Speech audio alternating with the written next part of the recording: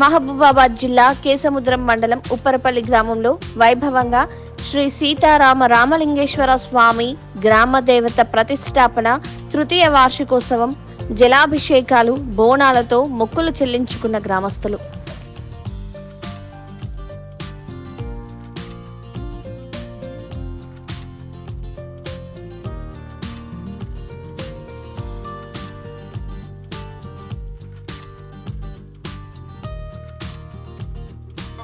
స్వాములను దర్శించుకొని ప్రత్యేక పూజలు నిర్వహించిన కేంద్ర మాజీ మంత్రి కాంగ్రెస్ పార్టీ ఎంపీ అభ్యర్థి పోరిక బలరాం నాయక్ మాట్లాడుతూ, కేసముద్ర మండలంలో ఉప్పరపల్లిలో శ్రీరాముడికి వచ్చడానికి ఇక్కడ ఈ ఒక్క విలేజ్ నుంచి ఈ మండలం నుంచి అందరూ కూడా ఇక్కడ రావడం జరిగింది.